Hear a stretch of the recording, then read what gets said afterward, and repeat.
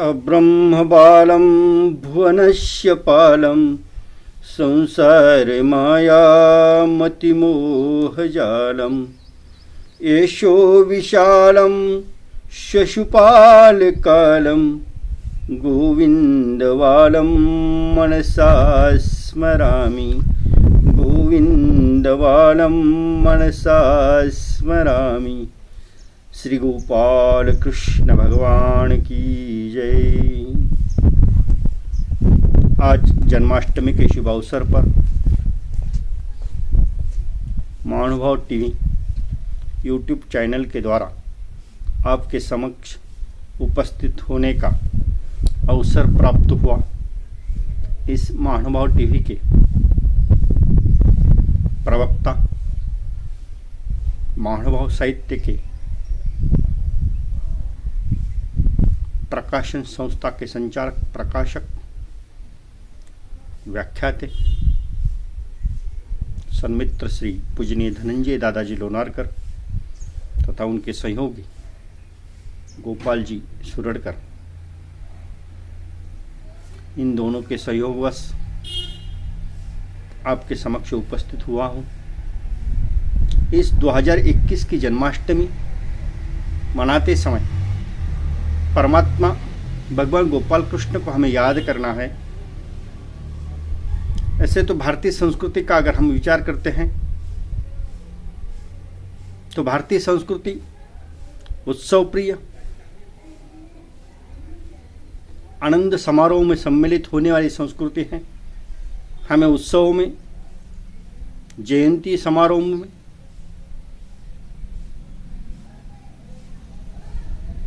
हर्ष उल्लास से सम्मिलित होने का आनंद प्राप्त करने वाली हमारी इस संस्कृति को महापुरुषों की, परमात्माओं की जयंती में सम्मिलित होते हुए बड़ा आनंद आता है। और इसी आनंद की उमंग में आनंद घन परमात्मा की जयंती मनाते हुए हमें श्री कृष्ण के जन्माष्टमी के शुभ अवसर पर भगवान श्री कृष्ण को आज अखिल विश्व में जगतमान्य अवतार जगतगुरु परमात्मा श्री कृष्ण कहा जाता है। कृष्णम वंदे जगतगुरु। कि इस परमात्मा को अखिल विश्व में मान्यता प्राप्त हुई है, बल्कि हर एक के हृदय पर राज करने वाला इस कृष्ण चरित्र एक ऐसा चरित्र है। कृष्ण एक विचार है, कृष्ण एक तत्व है, कृष्ण कान्हा कई नामों से सभी के हृदय पे राज करने वाला, मन मंदिर पे राज करने वाला कृष्ण है। ऐसे ईश्वर को समर्पित भाव स्वीकार करने वाला कृष्ण है। कृष्ण यानी आकर्षित करने वाला कृष्ण है। इस परमात्मा ने बालकों से, युवाओं से, युवती से, चाहे जिस अवस्था में प्राणी हो, हर एक को अपने तरफ खींचने वाला, आकर्षित करने वाला कृष्ण का एक अनोखा रूप मन मंदिर में विराजित करके इस जन्माष्टमी हमें मनानी है। कृष्ण को प्रिय क्या है? भगवद गीता के 12वें अध्याय में वीर अर्जुन को बताते हुए भगवान कहते हैं कि संतुष्ट सततम योगी एतात्मा दृढ़ निश्चय मयि अर्पित मनोबुद्धि यो मे भक्त समय प्रिय। कि हे अर्जुन, मुझे संतुष्ट, जो मन से, तन से, देहो दिल से जो संतुष्ट है, जो सतत मेरे नाम स्मरण में, मेरे चिंतन में लीन है, जिसका मेरे तरफ आने का निश्चय दृढ़ है, पक्का है, जो अपने निश्चय से न कभी तो ढलता है, न मेरे तरफ आने के लिए कभी डगमगता है। आने के लिए हर एक वक्त वो सोच रहा है कि मुझे परमात्मा प्राप्त हो। ऐसा दृढ़ निश्चय भक्त परमात्मा को होना चाहिए। परमात्मा तो सौंदर्य की मूर्त है, उसे सौंदर्य का आकर्षण, बाहरी सौंदर्य का आकर्षण नहीं है, लेकिन उसे आंतरिक सौंदर्य से वो सबको मोहित करने वाला है। ऐसा आंतरिक सौंदर्य उन्होंने देखा हुआ है। ऐसे कई प्रसंग श्री कृष्ण चरित्र में आते हैं। आज इस जन्माष्टमी के अवसर पर हम श्री कृष्ण महाराज के जीवन चरित्र से जुड़ने का जो एक प्रयास कर रहे हैं, उस प्रयास में हम एक दो प्रसंग पर, दो चरित्र पर थोड़ी सी चर्चा करेंगे, चिंतन करेंगे।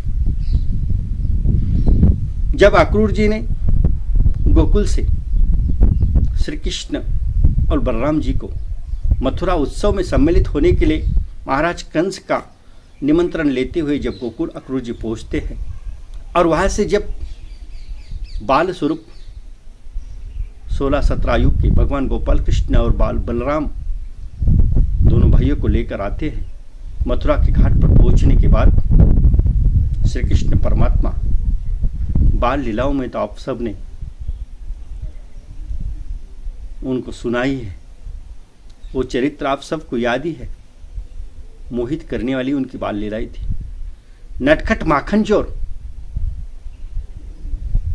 उन्हें कहा ही जाता है। न उन्हें माखन की भूख थी, न उन्हें माखन चोरी का कोई लोभ था। माखन चोरी के माध्यम से वो समाज में, अपने ग्वालाओं में, अपने मित्रों में एक संगठन और अपने ग्वालाओं को महाराज कंस के अन्याय से लड़ने की ताकत, शक्ति प्रदान करने के लिए एक छोटी सी चरित्र करते थे, छोटा सा लीला करते थे, जो माखन चोरी थी। इसी तरह जब वो घाट पर आ जाते हैं तो वहां पे बहुत से परीट धोबी महाराज कंस के महल से आए हुए कपड़ों को धोते थे। उन्हें देखकर एक परीट से श्री कृष्ण महाराज ने पूछ लिया, भाई ऐसे रेशमी मुलायम भर्जरित वस्त्र किसके हैं? परीट ने उदंडा पूर्वक कहा, आप तो ग्वाला हो, गोकुल से आए हो, आपको इस वस्त्र से क्या लेना? इस रेशमी जरतारी वस्त्रों से आपको क्या लेना है? उसकी इस उदंडत्व को देखकर भगवान ने अपने श्रीकर कमलों से उसको एक चाटा लगाते हुए अपना प्रसाद समर्पित कर दिया और आगे चलते रहे। मथुरा नगरी का वो नयन रम्य दृश्य देखते हुए भगवान श्री कृष्ण बलराम बड़े बड़े महलों के बीच से जा रहे थे।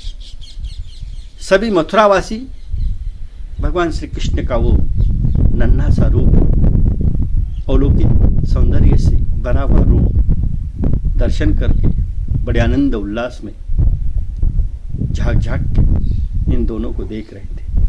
तभी जाते जाते जब मथुरा के बड़े से महल के उस द्वार पर जा पहुंचते हैं तो वहां पर उनको एक कुबड़ी औरत दिखती है जो वृद्धावस्था में झुकी हुई है, जिसके पीठ पर बड़ा सा ऐसा झुकाव उसने लिया हुआ था। हाथ में लकड़ी थी, एक हाथ में महाराज कंस के लिए चंदन की कटोरी थी, फूलों की माला थी। बड़ी सुगंध, मधुर सुगंध उस फूलों से, उस चंदन से आ रही थी। परमात्मा उस वृद्ध औरत के पास जाते हैं और उसे कहते हैं, सुंदरी। औरत बौखला जाती है, क्योंकि मथुरा नगरी में जब से वो रह रही तब से तो उसको उपहास ही मिला। कुब्जा कह के हर एक उसका उपहास करता था। उसे ना कोई देखे, ना कोई सुने, ना किसी की बात अपने कानों पे आए, ऐसी लुप्ती छुपाती हुई वो महलों में जाती थी। महाराज कंस को चंदन का लेप देकर अपना जीवन यापन कर रही थी और उसी काम के लिए जाने वाली इस वृद्ध औरत को तरफ देखकर भगवान गोपाल कृष्ण जी स्मित हास्य के साथ उसे कहते हैं, सुंदरी। वो बौखलाती हुई कही, कौन हो तुम और मेरा ऐसा उपहास क्यों कर रहे हो? आज तक तो मुझे सभी ने कुब्जा कही के उपहासा है। तो कुब्जा भी कह देता ना तो मुझे कुछ नहीं लगता, लेकिन तूने तो मुझे सुंदरी कहा। किस ढंग से, किस अंग से मैं तुझे सुंदर दिखती हुए? ना मेरा रूप कुरूप है, मेरा शरीर झुका हुआ है, वृद्धावस्था की तरफ मैं जा रही हूं और मुझे तो सुंदरी कहता है। तब परमात्मा उसे कहते हैं कि हे सुंदरी, मैं तो बाह्य सौंदर्य से कभी मोहित होता ही नहीं हूं, मैं आंतरिक सौंदर्य देखता हूं। आत्मा से जुड़े हुए सौंदर्य से मैं जुड़ जाता हूं और तेरे में जो सौंदर्य जुड़ा हुआ है, जो भाव जुड़ी हुई है, जो भक्ति जुड़ी है, उसे देखकर मैंने तुझे सुंदरी कहा है। थोड़ी तनिक स्थिर रहो, देखो क्या चमत्कार होता है। और परमात्मा ने अपने श्री चरणों के अंगूठे से उसके पैर पर रख देते हैं। श्री कर से, श्री कर कमल से उसके हनूटी को पकड़ लेते हैं और उसे तनिक से ऐसे उठाते हुए उस कुबड़ी श्री को, उस कुब्जा को जब स्पर्श करते हैं तो भगवान के तनिक स्पर्श मात्र से ही उस श्री का कुरूप स्वरूप चला जाता है और सौंदर्य उसे प्रदान होता है। सुंदर हो जाती है, 16 वर्ष युवती की तरह भली भांति वो सौंदर्य से भर जाती है और मन में जो उपासात्मक भाव आए थे कि हे कौन है, कौन आया है, ये भाव तनिक से निकल जाते हैं, झट से निकल जाते हैं और वो एक झट से प्रभु को समर्पित हो जाती है। इस आंतरिक भाव को परमात्मा स्वीकार करते हैं। उस कुरूप श्री को एक सौंदर्य प्रदान करके परमात्मा ने उस श्री को अपने तरफ आकर्षित कर लिया, नहीं बल्कि उसका उद्धार ही कर दिया। और उस श्री ने हाथ में जो लाया हुआ मैलागिरी चंदन था, उस चंदन का लेप परमात्मा को समर्पित करते हुए उसने कहा कि मैं आज तक उस पापी के लिए चंदन लेके जाती थी, हे प्रभु, इसी राह से मैं अनेक जन्मों को ताक रही थी कि कब तू आएगा और कब मुझे इस स्वरूप में लाएगा, सुंदर स्वरूप में लाएगा और तुझे तेरी सेवा करने का मौका मुझे मिलेगा। ये भाव विभोर शब्द उसके श्राश्रु नयनों से जब निकलते हैं तो परमात्मा उसे भी स्वीकार करते हैं और अपना स्मित करते हुए वहां से आगे चलते हैं। तो परमात्मा को जो चाहिए वो समर्पित भाव चाहिए था, आंतरिक सौंदर्य चाहिए। बाह्य सौंदर्य से तो हम लोग सब मोहित हैं। बाह्य सौंदर्य के लिए हर एक अपना जीवन यापन करते हुए अपनी जीवन की वाताहत कर रहा है, लेकिन परमात्मा को एक आंतरिक सौंदर्य की जरूरत है, आंतरिक भाव की जरूरत है, भक्ति की जरूरत है। इसी तरह कुब्जा का उद्धार हो जाता है। इसी तरह कौंडन्यपुर की राजकन्या जिसके 6 भाई है और एक ही थी राजा रुक्मिणी देवी, जिसने जब अपने राजमहल में स्वयंवर की तरह तैयारी में आए हुए उस पक्षीराज से जब श्री कृष्ण परमात्मा की स्तुति गान वहां पे होता है राजसभा में, तो उस स्तुति गान को सुनते हुए इस युवती ने जब श्री कृष्ण को मन ही मन अपना पति मान लिया था। महाराज सुदेव से सभी शास्त्रों का, पुराणों का अध्ययन करने के बाद 64 कलाओं से परिपूर्ण इस युवती की स्वरूप की, सौंदर्य की महिमा तो पूरे देशों देशों में जाई हुई थी। और उस रुक्मिणी का स्वयंवर होते समय उस पक्षीराज ने जब श्री कृष्ण परमात्मा का स्तुतिगान किया, श्री कृष्ण परमात्मा की महिमाएं इस राज्यसभा में जब गाई जाती है, तो रुक्मिणी देव मन ही मन में अपना प्रेम भाव श्री कृष्ण भगवान को समर्पित कर देती है और एक सेवक को मथुरा की तरफ भेजती है। सेवक जब आता है, हाथ में एक लखोटा है और लखोटे को पढ़ने के बाद परमात्मा ने झट से अपने सारथी दारुक को कह दिया, हे दारुक, रथ की तैयारी करो, हमें कौंडन्यपुर की तरफ प्रस्थान करना है। रथ सजाया जाता है और परमात्मा उस रथ में सवार होकर चले जाते हैं। वहाँ अंबिका माता के मंदिर में रुक्मिणी देवी को आने के लिए कहा जाता है और वहाँ से रुक्मिणी जी का हरण करके वो अपने साथ लेके आते हैं। ऐसे आंतरिक भाव का स्वीकार परमात्मा करते हैं। जैसे कुब्जा का आंतरिक भाव का स्वीकार करके कुब्जा का उद्धार किया, इसी तरह रुक्मिणी देवी का भी आंतरिक भाव स्वीकार करके उसका प्रेम स्वीकार कर लिया है। ये दूसरी भक्त है, ये दूसरा चरित्र है। ये रुक्मिणी हरण का चरित्र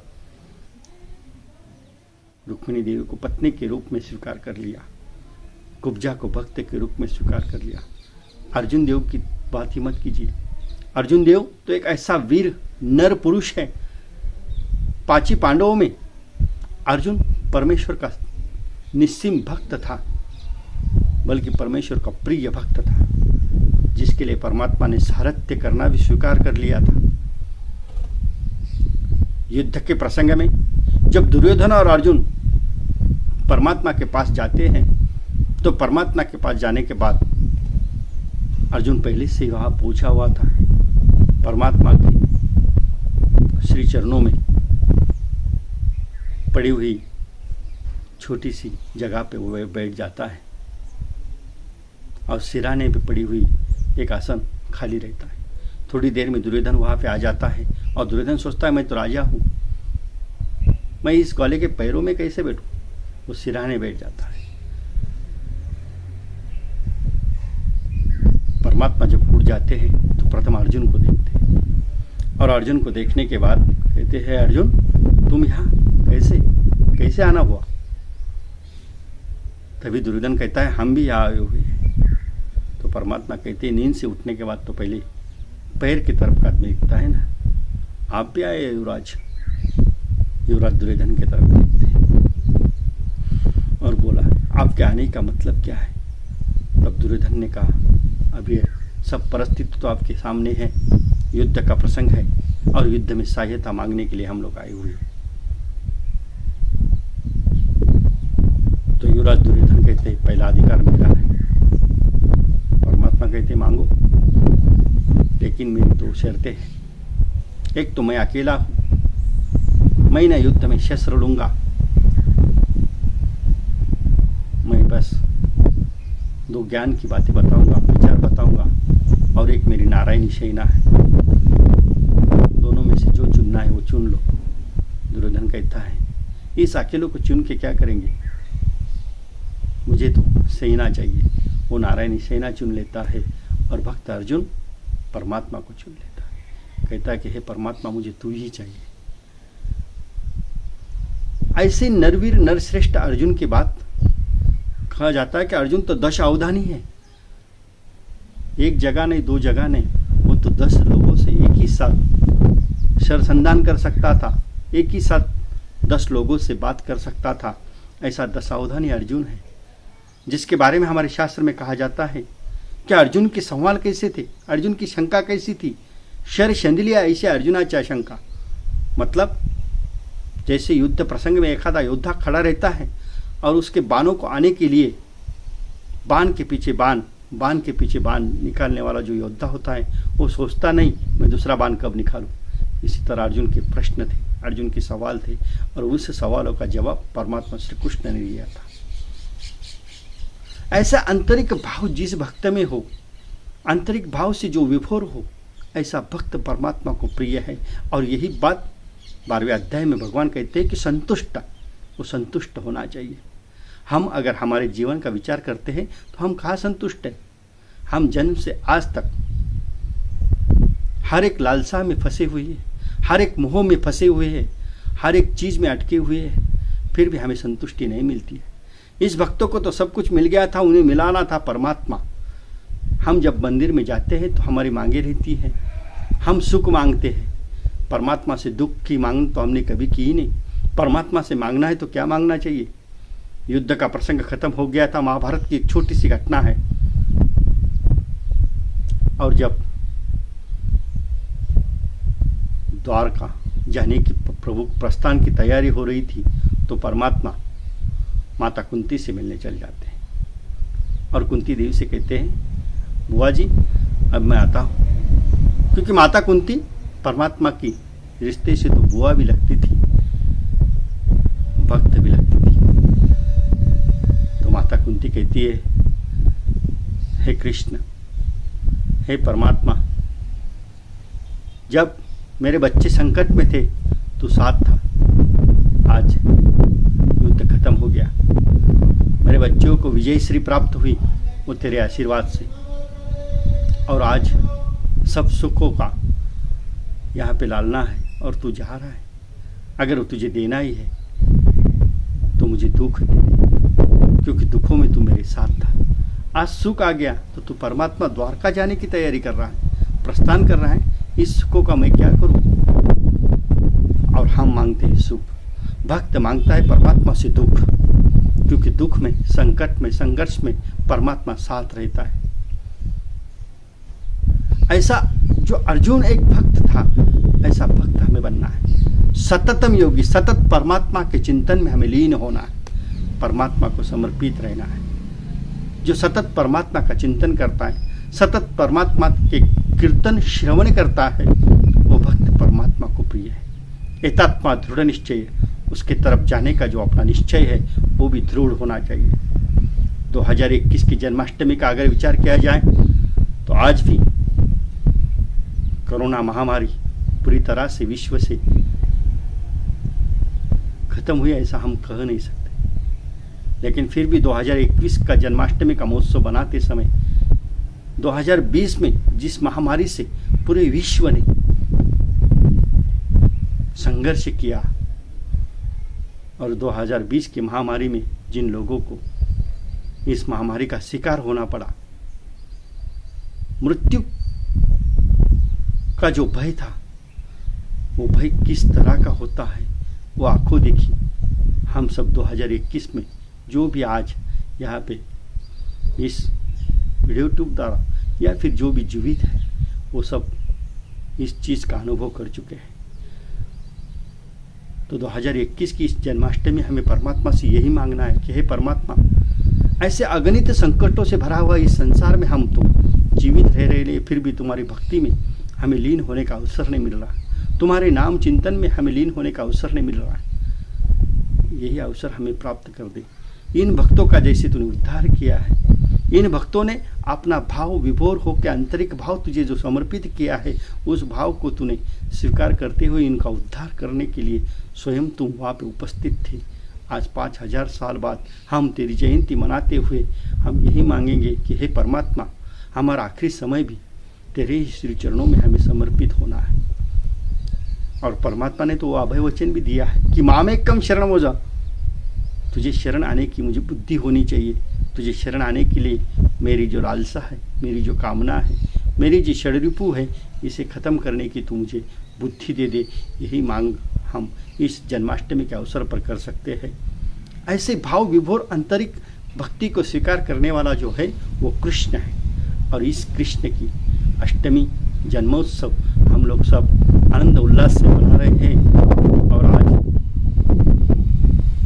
पूरे भारतवर्ष में, पूरे विश्व में इस जन्माष्टमी के अवसर पर जो आनंद, जो हर्ष उल्लास 2021 में दिख रहा है, उससे कई अगणित आनंद हमें प्राप्त हो। यही आनंदघन से प्रार्थना करते हुए इस जन्माष्टमी के अवसर पर आप सबको मनोमन शुभकामना देते हुए परमात्मा आपकी भक्ति का, आपके भाव का स्वीकार करे, यही परमात्मा से मांग करता हूँ। और परमात्मा की इस जन्माष्टमी के अवसर पर आप सबके सामने उपस्थित होने का जो अवसर प्राप्त हुआ, ऐसा ही अवसर परमात्मा मुझे हर बार दे।